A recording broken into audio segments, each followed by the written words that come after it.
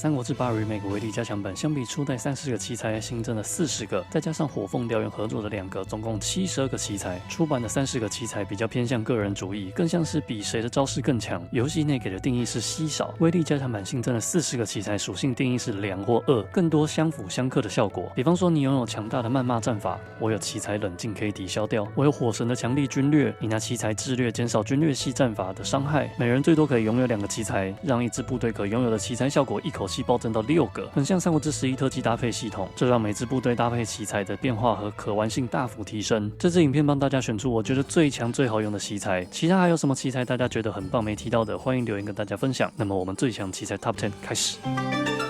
麒麟儿可在第10天后再一次使用自身部队战法，这代战斗有无战法伤害差距非常大，所以能比别人多用2倍的战法是很大的优势。不过麒麟儿还是有些局限，比方说作为援军，等到达战场的时候可能已经是4天6天后，再加上移动的时间，有可能还来不及发第1轮战法就已经进入第10天刷新成第2轮战法，这样就没办法发挥麒麟儿的完整效果。还有一种可能是这代的节奏很快，时长战斗很快就结束，根本来不及刷新战法，这样还不如一般加攻防的奇才来得更直接。因此麒麟儿要玩好，需要玩得很巧，要把战斗打成节奏不快也不慢，刚刚好，才是麒麟儿玩好的关键。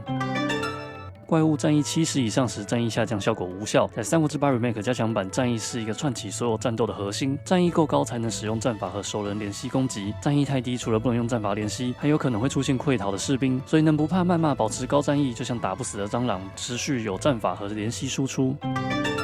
异星联系伤害上升，最初版本异星的问题是，一旦持有者不是玩家本人或玩家本人身边的人，就无法发挥效果。但到了威力加强版，有解方促进交流，玩家可以从旁协助他拓展人脉，这样上战场就更有优势。不过劣势仍然是需要靠大量走位才能达成伤害提升，条件相对不可控。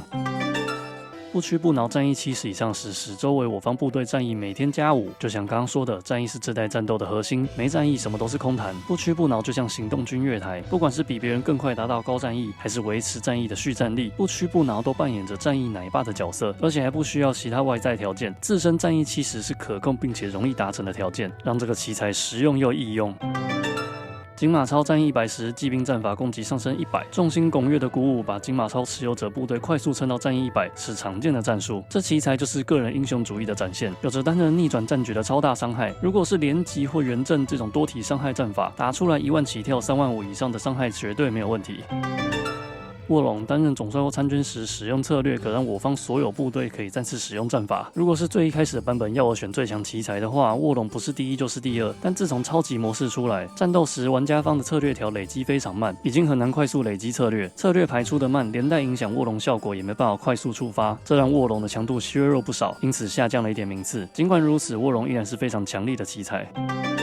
未输一星，离间效果上升，离间成功时有几率使其他武将忠诚一起下降。卧龙最终忍痛排在未输一星后面，是因为这2个奇才都需要有一定家底的中大型势力才能发挥实力。但就像刚刚说的，自从超级模式出现，策略条怎么跑就是跑不快，就算带满全智者，策略条大概也只能跟电脑跑个相等，用不了策略，连带影响卧龙不能快速刷新队友战法，因此使用度大幅下降。但未输一星就没有这部分的 nerf， 这代智谋系特技、交涉、未爆、施技效果都比以往几代更强，这大幅增加文官的可玩性，因此与其在战场上厮杀，不如运用高智力不战而屈人之兵，能更有效率的控制全场。这全场指的不是战场，而是整张中国地图。未输一星的流言暴击一口气下降大量忠诚度，再直接录用过来，只要瞄准敌方的王牌甚至太守，一兵一卒一粮都不用花，在一次平定内就可以直接把城池轻松抱走。而且未输一星还有个特性是不需要待在前线，在任何地方可以是大后方，一样可以远端遥控，决胜于千里之外。所以如果要玩个流言天王，2个奇才，一个选未输一星，一个选超世之杰，肯定成为平定时的超强王牌。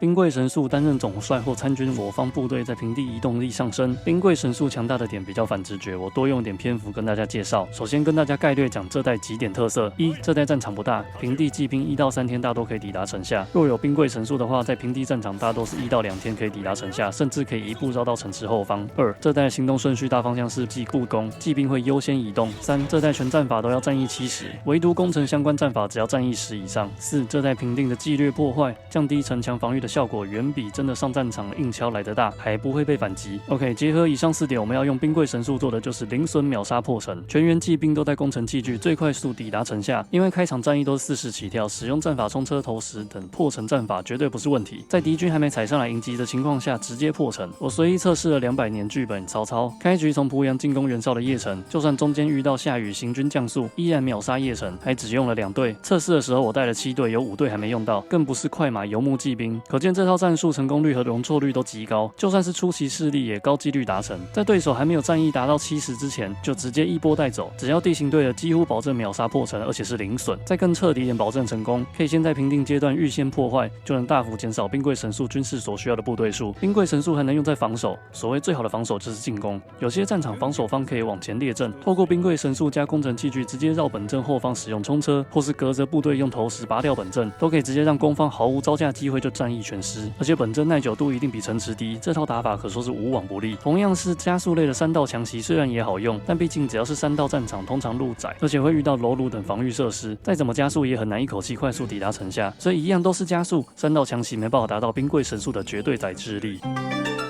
深谋远虑，身为太守或军师的杜氏可不消费战略批执行移动和召集。深谋远虑和魏书一心都是用超高效率决胜于千里之外，这在战略批是很重要的资源。光是超市之解的战略批加1就很实用了。而深谋远虑更夸张的是可以无限用移动和召集指令，也就是说势力不论多大，都可以把武将完美精准的投放到最适合的地方。比方说刚取得一座城，新加入的人才忠诚度偏低，我想要把人往后调动，花费战略批0。刚留言招降一座城，还缺武将手，移动武将到前线花费战略批0，而且以上可以多线齐发，东路、西路、中路各一个战线需要这样调度，花费战略批0。那么省下的战略批就可以再拿去留言录用招降征兵等，全部一气呵成，不用拖延到夏季才能执行，这行政效率高得可怕。深谋远虑绝对是控全场的神技。